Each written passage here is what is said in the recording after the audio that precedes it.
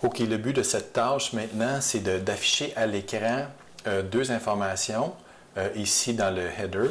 Donc, on va indiquer le choix actuel qui a été cliqué par l'utilisateur et aussi, quand on sera rendu à plus d'un choix, on va indiquer l'ancien choix que l'utilisateur a cliqué. Par exemple, si on clique ici, le choix c'est le chien, il n'y a pas d'ancien choix encore.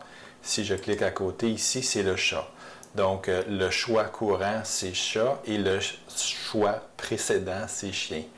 Vous allez voir aussi, quand je vais cliquer sur lapin, chat va monter en haut, puis lapin va apparaître, et c'est bien le cas. Donc, on a ici l'ancien choix et le nouveau choix. Ça va être utile dans notre programme comme programmeur pour être capable de préparer ce qui s'en vient, parce qu'on sait que quand les deux choix vont être pareils, bien, on va avoir des actions à prendre, c'est-à-dire afficher les images. Maintenant, quand on veut commencer à afficher de l'information, ce qu'on veut faire, c'est se rendre directement dans notre fichier HTML. Donc, j'ai dit que ça se passait dans la section du header de notre page HTML. Moi, j'ai choisi tout simplement d'afficher l'information dans des balises H1. Okay? Donc, l'ancien choix va apparaître en premier et en dessous, on va avoir le choix actuel. Là, ce qui est vraiment important de savoir, c'est que, étant donné qu'on va vouloir, dans notre programme JavaScript, venir modifier le texte qui est ici, puis finalement, on ne verra jamais ce texte-là écrit ancien choix. On pourrait écrire n'importe quoi ici, puis on le verra. En fait, on va juste le voir quand on va repartir notre programme ici. Là, quand on le repart, ça écrit ancien choix et choix. Mais dès qu'on va cliquer sur une image, ça va se remplacer par le texte de notre programme JavaScript. Donc, ce qui est vraiment important, c'est de donner un identifiant à notre balise HTML. Donc, ici, l'identifiant le plus représentatif, c'est ancien choix, de sorte que notre programme JavaScript va pouvoir venir prendre le contrôle de cet élément HTML et venir changer le texte ici pour afficher l'ancien choix du joueur. Même chose à la ligne 14 ici. Vous allez remarquer aussi que j'ai fait une mise à jour là, de mon programme. Ça, normalement, vous l'auriez fait aussi, pour que toutes les images soient cliquables avec le bon numéro d'image et le bon argument ici. OK, maintenant, on va passer à notre programme JavaScript qui est jouer.js. Et puis, je vais vous guider et vous allez vous-même devoir vous gratter la tête un peu pour compléter le code ici. Donc, je vous rappelle que nos images sont dans un array, un tableau qu'on a appelé image avec un S. Notez que j'ai judicieusement placé un trait d'union ici entre le type d'animal et puis le nom, le reste du nom du fichier. Donc, ça va être possible pour nous autres, avec la méthode split tantôt, de séparer et d'obtenir le nom de l'animal et se débarrasser du reste ici. Je vous rappelle aussi que la variable image, c'est une variable qui est globale, donc qui est disponible partout dans notre programme. Et la première chose à faire pour vous, c'est d'ajouter ici aux lignes 14, 15 et 16, deux nouvelles variables globales qui seront disponibles évidemment dans toutes les fonctions. Et puis les variables au départ vont être vides, on va les appeler choix et puis ancien choix.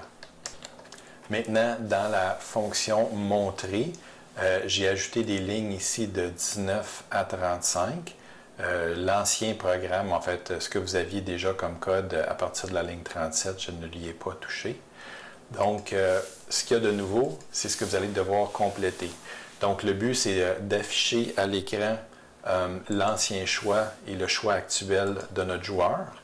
Donc, la première chose à faire, c'est avec le tableau ou bien le array image et aussi avec le numéro de l'image qui est fourni par le joueur en cliquant sur une image. Donc, c'est d'utiliser image et numéro image pour obtenir le nom du fichier de l'image choisie.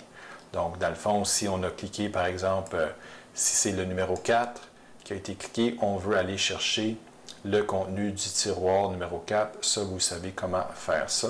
Donc, vous allez mettre cette information-là dans « Nom fichier ». Et comme je vous l'ai indiqué plus tôt, le nom du fichier a été judicieusement choisi, de sorte qu'en faisant un split, on va être capable d'aller chercher le nom de l'animal. Rappelez-vous que quand on fait un split, l'information est placée dans un array. Ici, le array va avoir deux tiroirs. Il va avoir ce qui vient avant le tiret. Il va avoir ce qui vient après le tiret. Et nous, ce qui va nous intéresser, c'est ce qui vient avant le tiret, donc ce qu'il y a dans le tiroir 0. Donc, c'est à vous de compléter le code ici à la ligne 26 pour aller chercher le type d'animal ou le nom de l'animal. Une fois qu'on va avoir le nom de l'animal qui correspond au choix de l'utilisateur, il faut aller remplacer, rappelez-vous, on va aller remplacer le texte qui est ici et qui est là par l'information. Donc, on va commencer par le choix. Donc, ici, à la ligne 29, vous avez un petit bout à compléter. Je vous ai donné un avant-goût. Vous avez juste à compléter ici le code. Et une fois que vous avez fait ça, ce que vous voulez, c'est dans le fond, c'est d'aller mettre le nom de l'animal qui se retrouve dans la variable choix, ici, dans l'élément HTML, qui a un identifiant qui s'appelle choix.